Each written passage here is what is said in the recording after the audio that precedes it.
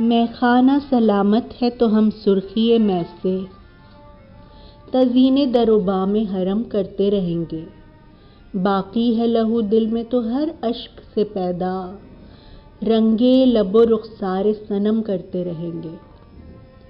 ان اشعار میں مے خانے، حرم، صنم سب غزل کی اصطلاحیں ہیں۔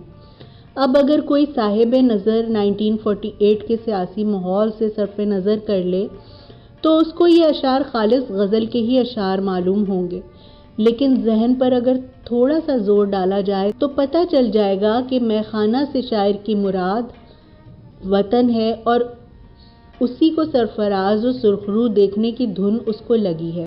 یہ نظم در حقیقت ترقی پسند ادب کا منشور تھی، حدیث دل اور غم دوراں کو رقم کرنے کا عہد، اہل ستم کی مشق ستم کو برداشت کرنے کا حوصلہ، مداوائے علم کا غم، وطن کے در و بام کی تزئین کا ولولہ اور لیلائے وطن کے لب و رخسار کو خون اشک سے رنگین بنانے کا وعدہ۔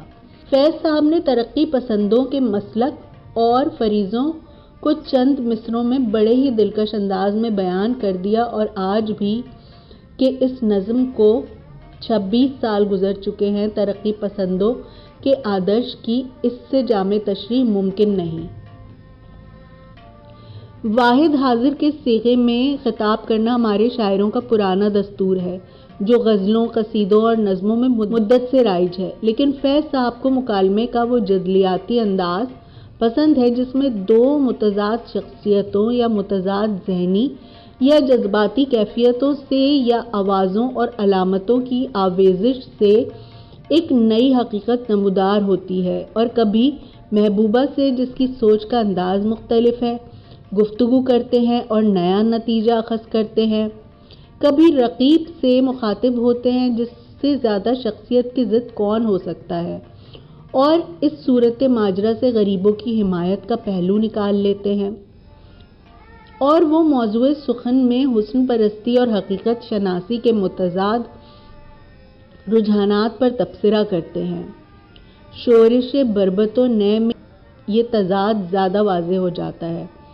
اس میں دو آوازوں یعنی دو مختلف کیفیتوں کا موازنہ پیش کیا گیا ہے۔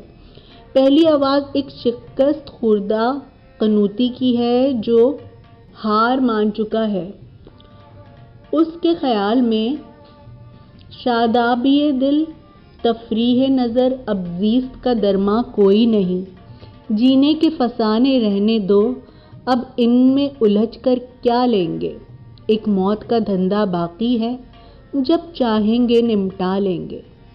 اس کے جواب میں دوسری آواز جس کو کائنات کے قانون حرکت و تغیر پر پورا یقین ہے کہتی ہے کہ مایوس ہونے کی کوئی وجہ نہیں، کیونکہ یہ بزم چراغاں رہتی ہے، ایک طاق اگر ویراں ہے تو کیا، افسردہ ہے گر ایام تیرے، بدلا نہیں مسلک شام و سحر، ٹھہرے نہیں موسم گل کے قدم، قائم ہے جمال شمس و قمر۔ لیکن پہلی آواز کہتی ہے کہ اب جینے کا مزہ کیا، جب آنکھوں میں پٹیاں باندھ دی گئی ہیں، منہ کھولنے کی اجازت نہیں، نہ شعر و شاعری کے چرچے ہیں، نہ گانے بجانے کی محفلیں، اور جب کنج قفس مسکن ٹھہرا اور جیب و گریباں طوق و رسن، آئے کہ نہ آئے موسم گل، اس درد جگر کا کیا ہوگا۔ دوسری آواز میں وہ شوکت و جلال، وہ عزم و حوصلہ ہے جہاں پہنچ کر یہ آواز انقلاب کا عہد نامہ بن جاتی ہے۔ یہ ہاتھ سلامت ہیں جب تک، اس خون میں حرارت ہے جب تک، اس دل میں صداقت ہے جب تک، اس نطق میں طاقت ہے جب تک۔ ان طوق و سلاسل کو ہم تم سکھلائیں گے شورش بربط و نے، وہ شورش جس کے آگے زبوں ہنگامہ طبل قیصر و کے، یہ شام و سحر، یہ شمس و قمر، یہ اختر و کوکب اپنے ہیں، یہ لوح و قلم، یہ طبل و علم، یہ مال و حشم سب اپنے ہیں۔ فیض صاحب کے نزدیک انقلاب کی راہ حیات بخش اور مرگ آفریں قوتوں کے مابین تصادم سے ہو کر گزرتی ہے۔ اس اجتماع ضدین سے ان کے کلام کی اثر انگیزی میں بہت اضافہ ہوا ہے۔ سوچ کا یہ انداز ہم کو نظموں کے علاوہ ان کی تشبیہوں اور استعاروں میں بھی ملتا ہے۔ فراق ظلمت و نور، وصال منزل و گام، نشاط و وصل و حلال اور عذاب ہجر حرام، ظلمت کی اندھی رات اور صبح بغاوت کا گلشن، آنکھ میں پھول، داغ داغ اجالا، شب گزیدہ سحر، برفاب سے جسم جو گرم ہاتھوں کی حرارت سے پگھل جاتے ہیں، روز وصل کی راحت اور شب فراق کی کلفتیں، اہل طرب اور اصحاب غم، ان کی ہار، اپنی جیت، رند و محتسب، قفس و گلشن، حق و باطل اور سرمایہ محنت، غرض کے بے شمار ترکیبیں ہیں جو فیض صاحب کی جدلی رمزیات کی انفرادی خصوصیت ہے۔ مارچ 1951 میں فیض صاحب نام نہاد راولپنڈی سازش کیس میں ماخوذ ہو کر گرفتار کر لیے گئے۔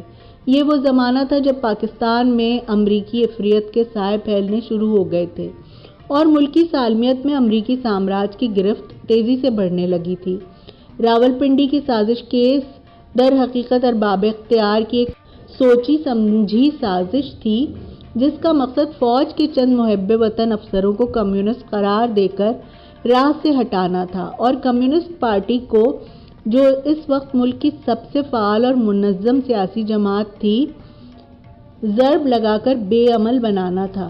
چنانچہ فوجیوں کے علاوہ فیض صاحب کو حزب اختلاف کی سب سے مقبول اور بااثر اخبار کے ایڈیٹر اور سید سجاد ظہیر کو، جو کمیونسٹ پارٹی کے جنرل سیکریٹری تھے، قید کر لیا گیا اور پارٹی کے سبھی عہدیداروں اور سرگرم کارکنوں کو بھی امتناعی قوانین کے تحت جیل میں بند کر دیا گیا۔ فیض صاحب نے 3 مہینے لائل پور جیل میں سخت قید تنہائی میں گزارے۔ کاغذ، قلم، دوات، کتابیں، اخبار، خطوط، ان کو کسی چیز کی اجازت نہ تھی۔ پھر ان کو مقدمے کے دوسرے ملزموں کے ہمراہ فوجی پہرے میں اسپیشل ٹرین کے ذریعے حیدرآباد جیل منتقل کر دیا گیا تھا اور تب مقدمے کی کارروائی شروع ہوئی۔ مقدمے کی سماعت کے لیے ایک مخصوص عدالت قائم کی گئی جو 3 ریٹائرڈ ججوں پر مشتمل تھی۔ حکومت نے اسی پر اکتفا نہیں کیا بلکہ مروجہ قانون شہادت میں بھی ترمیم کر دی تاکہ پولیس کے روبرو دیے گئے بیانات بھی ملزموں کے خلاف عدالت میں پیش کیے جا سکیں اور مقدمے کی ساری کارروائی صیغہ راز میں رکھی گئی۔ اس فرضی سازش کی جانب اشارہ کرتے ہوئے فیض صاحب نے کہا تھا کہ وہ بات سارے فسانے میں جس کا ذکر نہ تھا، وہ بات ان کو بہت ناگوار گزری ہے۔ اس مقدمے میں مسٹر حسین شہید سہروردی اور مسٹر علی اطہر صفائی کے وکیل تھے، جبکہ وکیل استغاثہ کے فرائض مسٹر اے کے بروہی نے ادا کیے تھے۔ مقدمہ 2 سال تک چلتا رہا اور آخر فیض صاحب کو 4 سال قید کی سزا سنائی گئی، مگر اسی اثنا میں ملک میں شدید سیاسی بحران آیا۔ گورنر جنرل غلام محمد نے خواجہ ناظم الدین کی وزارت اور قومی اسمبلی دونوں کو توڑ دیا اور بہت سے قوانین بھی معطل ہو گئے۔ اس موقع پر مسٹر منظور قادر نے قیدیوں کی جانب سے لاہور ہائی کورٹ میں اپیل دائر کی اور عدالت نے اپریل 1955 میں راولپنڈی سازش کیس کے سب قیدیوں کو رہا کر دیا۔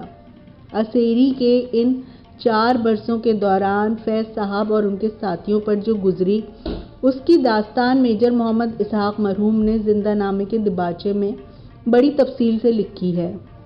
ارباب قفس کی زندہ دلی مقدمے کی جانب ایک حقارت آمیز رویہ، مشاعرے اور قوالی کی محفل درس و تدریس کی صحبتیں، فیض صاحب کی عادات و معمولات، شعر کی آمد کے قرینے، پھر منٹگمری اور لاہور کی جیلوں میں تلخی ایام سے بیزاری اور اس ذہنی کیفیت کا اثر ان کی شاعری پر، میجر اسحاق نے ان امور کا تذکرہ بڑی محبت سے کیا ہے، مگر قید کی تمام پابندیوں اور کلفتوں کے باوصف یہ حقیقت ہے کہ فیض صاحب کی شاعری کے سب سے بارآور دن وہی تھے اور ان کی شاعری پر شباب وہیں آیا۔ دست صبا اور زندہ نامہ کا قریب قریب سارا کلام اسی عہد کی تخلیق ہے۔ مرزا غالب نے لکھا تھا کہ گو میں رہا رہین ستم ہائے روزگار، لیکن تیرے خیال سے غافل نہیں رہا۔ فیض صاحب کو ستم ہائے روزگار سے تو کبھی سابقہ نہیں پڑا، البتہ وہ ستم ہائے اقتدار کا مسلسل شکار ہوتے رہے۔ لیکن سخت سے سخت حالات میں بھی وہ کبھی نا امید نہیں ہوئے اور نہ ان سے دامانے خیال یار کبھی چھوٹا۔ اگرچہ تنگ ہیں اوقات، سخت ہیں آلام، تمہاری یاد ہے شیریں ہے تلخی ایام، سلام لکھتا ہے شاعر تمہارے حسن کے نام۔ ہماری زبان میں حبسیات کا اچھا خاصا ذخیرہ موجود ہے۔ سیاست دانوں کے تاثرات سے قطع نظر غالب سمیت ہمارے بہت سے ادیبوں کو قید فرنگ کی سعادت نصیب رہی۔ مولانا حسرت موہانی چکی کی مشقت کے دوران مشق سخن کرتے رہے۔ ان کی بہت سی غزلیں اسیری کے زمانے ہی کی ہیں۔ مولانا ابوالکلام آزاد کی بھی بہت سی تحریریں نظر بندی کے دور کی ہیں۔ پنڈت جواہر لال نہرو نے تاریخ عالم، آپ بیتی اور ہندوستان کی دریافت جیسی شہرا آفاق کتابیں جیل ہی میں لکھی۔ پھر تحریک آزادی کے چراغوں سے اتنے چراغ جلے کہ زنداں کے گوشے روشنیوں کے شہر بن گئے۔ نئی نسل کے زندہ گزیدہ ادیبوں کی بزم کے میر مجلس فیض صاحب ہے۔ جیل خانہ بڑی آزمائش کی جگہ ہے، وہاں پہنچ کر کھرے کھوٹے کا فرق صاف ظاہر ہو جاتا ہے۔ وہ نقاب اتر جاتی ہے جو ہم اپنی شخصیت پر چڑھائے رہتے ہیں، اور دوست احباب، عزیز و اقارب کے اعدائے محبت کی قلعی بھی کھل جاتی ہے۔ راولپنڈی سازش کیس کے وقت تو خوف و دہشت کا یہ عالم تھا کہ اچھے بھلے ہمت والوں پر بھی ہیبت طاری تھی۔ فیض صاحب کو بھی اس امتحان سے گزرنا پڑا تھا۔ ان کے بعض ایسے قریبی دوستوں نے آنکھیں پھیر لیں جن کا ان کے ساتھ روز کا اٹھنا بیٹھنا تھا، اور پوچھ گچھ ہوئی تو صاف مکر گئے۔ یہی وہ تلخ تجربہ تھا جس کو فیض صاحب نے اس شعر میں نظم کیا ہے۔ اب کسی لیلا کو بھی اقرار محبوبی نہیں، مگر فیض صاحب نے رہو رسم آشنائی میں اگر کچھ وقت کھویا تو قدرت نے ان پر اپنی فیاضیوں کے بے شمار در کھول دیے۔ ان کو ایک سے ایک عنبردست دوست ملے جنہوں نے ان کے دل کی خانہ ویرانی کو حسن دو عالم کے خزینوں سے بھر دیا، اور فیض صاحب نے ان کو اپنے اشعار کے امرت سے امر بنا دیا۔ ایام اسیری میں فیض صاحب پر دو دور آئے۔ پہلے دور کی نمائندہ ان کی حیدرآباد جیل کے زمانے کی شاعری ہے، اور دوسرے دور کا اظہار منٹگمری جیل کے کلام میں ملتا ہے۔ حیدرآباد جیل کے 2 سال ان کو دوستوں کی صحبت میسر تھی اور وقت بے فکری سے گزرا جا رہا تھا۔ مشاعرے اور قوالی کی محفلیں جمتی، تاریخ، تصوف، فلسفے اور سیاست پر بحثیں ہوتی، درس و تدریس کی نشستیں ہوتی اور فرصت کے بقیہ اوقات کھیل کود، ہنسی مذاق اور لطیفہ گوئی کی نظر ہو جاتے۔ قید کا نیا نیا تجربہ تھا جو حساس ذہنوں کے لیے کسی حیرت انگیز انکشاف سے کم نہیں ہوتا۔ مقدمے کی رسمی کارروائیوں سے کسی کو دلچسپی نہ تھی، کیونکہ ہر شخص مقدمے کی اصل نوعیت اور آئندہ ہونے والے فیصلے سے بخوبی واقف تھا۔ فیض صاحب نے اپنے اشعار میں اس عدالتی ڈھونگ کی طرف جا بجا بڑے طنزیہ اشارے کیے ہیں۔ بنے ہیں اہل ہوس مدعی بھی منصف بھی، کسے وکیل کرے کس سے منصفی چاہے، پھر حشر کے ساماں ہوئے ایوان حفظ میں، بیٹھے ہیں ذوالعدل گنہگار کھڑے ہیں، ہاں جرم وفا دیکھیے کس کس پہ ہو ثابت، وہ سارے خطا کار سرے دار کھڑے ہیں۔ سازش کے ملزم جیل میں پکنک منانے کے موڈ میں تھے، مگر باہر لوگ مقدمے کے ذکر سے کتراتے تھے اور اچھے بھلے ہمت والوں پر بھی ہیبت طاری تھی۔ ان حالات میں فیض صاحب کو کسی سے چارہ گری کی توقع تو نہ تھی، البتہ اس کا غم ضرور تھا کہ بعض ایسے قریبی دوستوں نے بھی آنکھیں پھیر لی تھیں جن کے ساتھ ان کا روز کا اٹھنا بیٹھنا تھا۔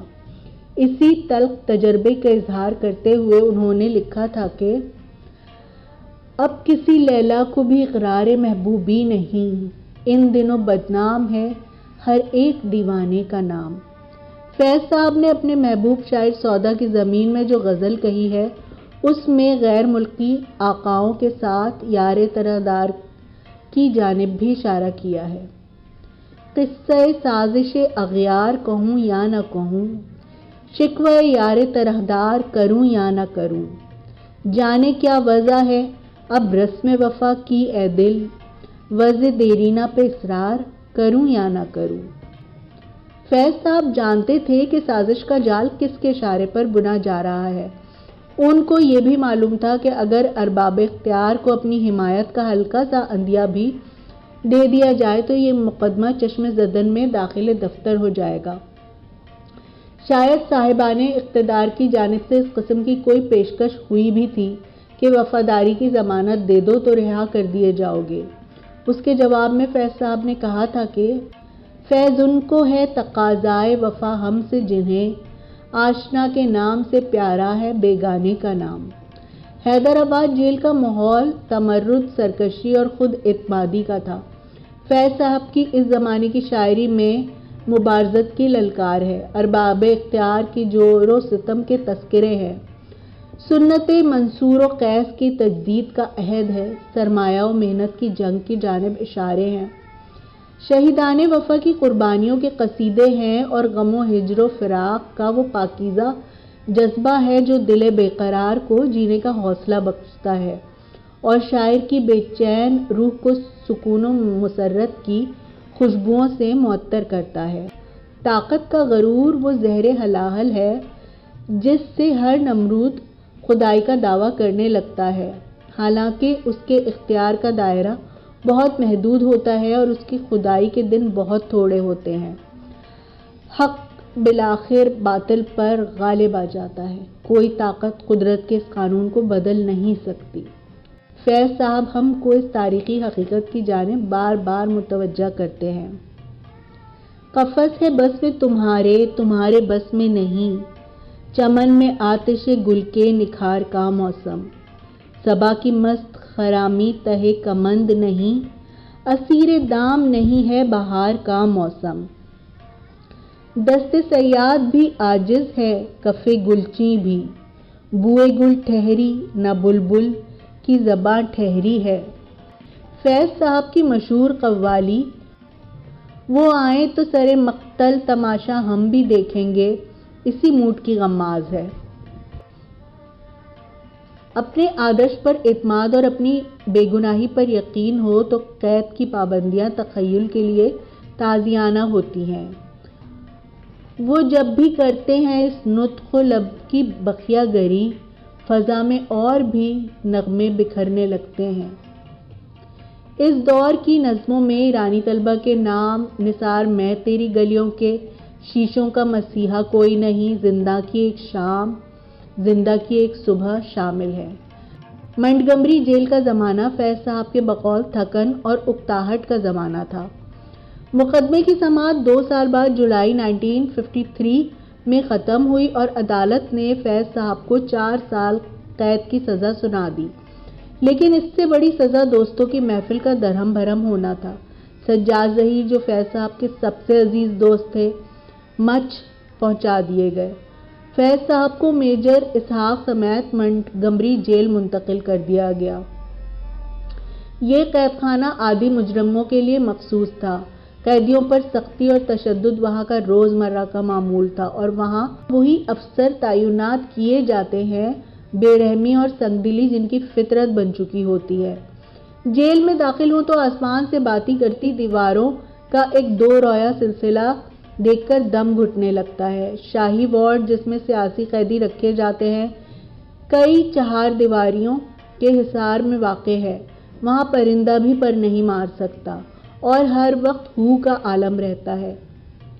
اب کہاں وہ حیدرآباد جیل کی چہل پہل اور کہاں منٹگمری جیل کا وحشتناک سناٹا۔ اس تبدیلی سے فیض صاحب کو بڑی روحانی اذیت پہنچی۔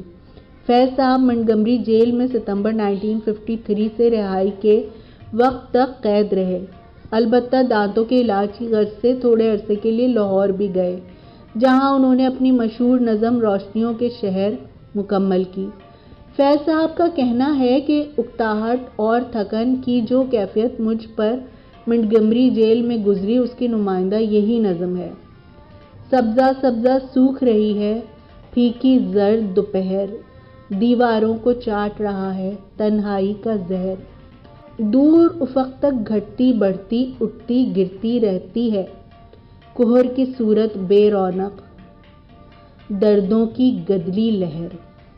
مگر روشنیوں کے شہر پر ہی کیا منحصر ہے۔ اس دور کے سارے کلام پر بیزاری، تلخی، تلملاہٹ اور جھنجھلاہٹ کا غلبہ ہے۔ ملاقات، واسواق، ہم جو تاریک راہوں میں مارے گئے، دریچہ، درد آئے گا دبے پاؤں، افریقہ، یہ فصل امیدوں کی ہمدم۔